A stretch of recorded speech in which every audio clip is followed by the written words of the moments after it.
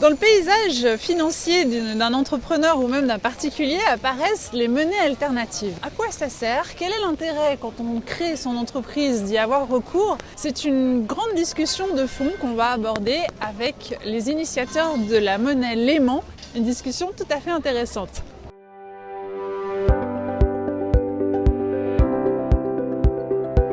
Le Léman, c'est une monnaie locale, complémentaire, lancée à Genève il y a 5 ans. Elle circule dans un bassin de vie autour de Genève, du canton de Vaud, de la France voisine.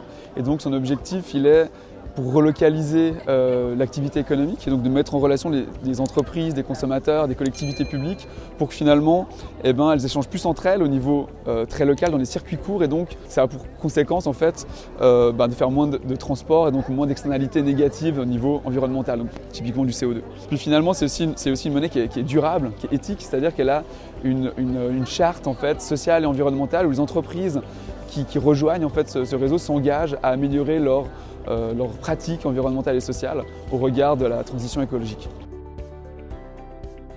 Il faut réunir plusieurs parties prenantes. On s'est intéressé à Genève sur le réseau de l'économie sociale et solidaire qui est fédéré qui a une fêtière à Genève. On est parti de ce réseau en se disant en fait c'est tous des acteurs qui ont besoin de plus travailler ensemble économiquement. En fait, ils sont fédérés par des valeurs, par une charte et par une envie de travailler, de travailler pour le bien commun, mais qui n'est pas si cohésif comme réseau.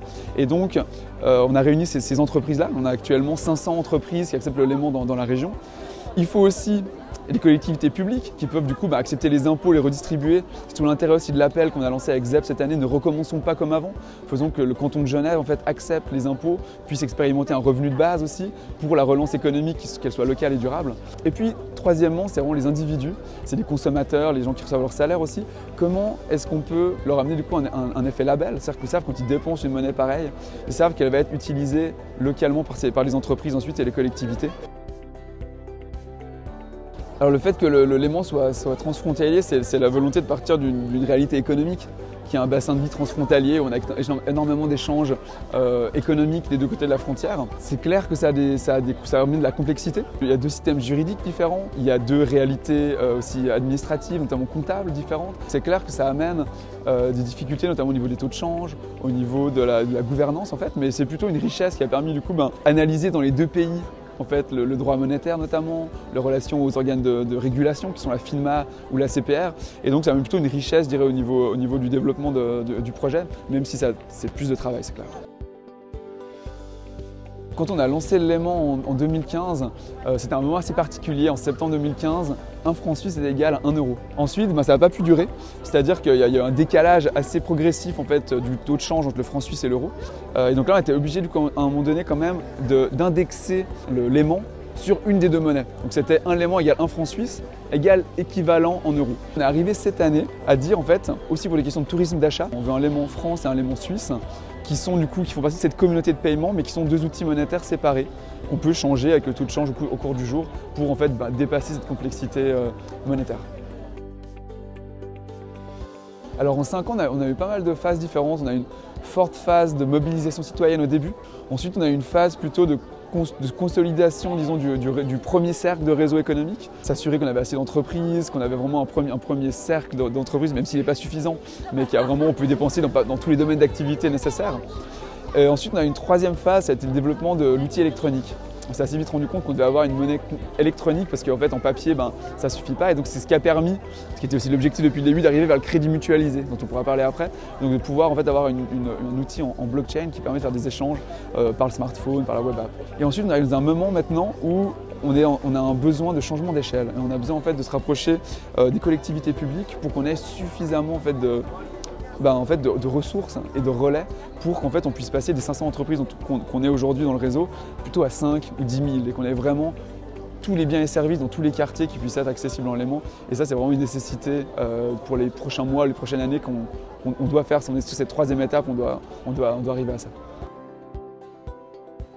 C'est l'idée qu'en fait chaque compte électronique, donc là on peut être que dans l'électronique pour le crédit mutualisé, chaque compte des entreprises a une limite en négatif et en positif. Et en fait, là, on va être dans une logique où en fait, personne n'a de Léman à la base.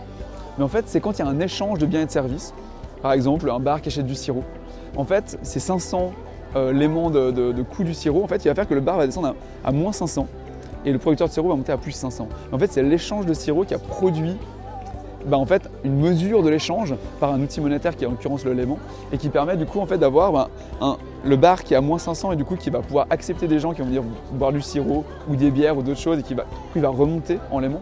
Et puis le producteur de sirop qui a ses 500, il va pouvoir payer ses salaires, payer ses fruits, etc. etc. En fait, et du coup en fait, on a toujours une somme des comptes en plus et moins qui est égale à 0 et il n'y a pas de taux d'intérêt sur les comptes qui sont en négatif, donc il n'y a pas non plus d'urgence à rembourser. Simplement, on accepte aussi que des gens puissent venir dépenser chez soi et donc remonter. Et il y a ces balances-là qui permettent cette activité. J'espère et donc je ne dirais pas que je me bats parce que je le fais avec plaisir, mais je travaille pour qu'il se développe depuis maintenant 5 ans. Je pense qu'il a de beaux jours devant lui, je pense qu'il a vraiment un gros enjeu actuel. On a connu cette crise de confinement et on a une crise économique qui arrive, dans laquelle on est déjà et qui arrive pour cette fin d'année, l'année prochaine, 2021. On a de toute façon une crise climatique sur laquelle on a l'air depuis des années, des dizaines d'années pour certains. Et en fait, donc ces deux crises, en fait, le Léman a une réponse en fait, immédiate et concrète à ces crises. Et donc il a de beaux jours devant lui, il a juste besoin de changement d'échelle, comme je disais tout à l'heure, pour qu'il y ait un bassin d'entreprise suffisamment important, qu'il y ait une équipe professionnelle suffisamment importante pour les moyens de ses ambitions. Il a besoin des moyens de ses ambitions et je crois qu'on est sur la bonne ligne pour ça. Et le projet qu'on a lancé avec ZEP, l'appel « Ne recommençons pas comme avant », faisons que l'État de Genève accepte les impôts en Léman, puisse distribuer un revenu de base potentiellement en Léman en cas de crise, et c'est ce qui va sûrement arriver. Et ça, c'est un bel outil pour le changement d'échelle pour le Léman. Et donc il a, oui, je pense, de beaux jours devant lui.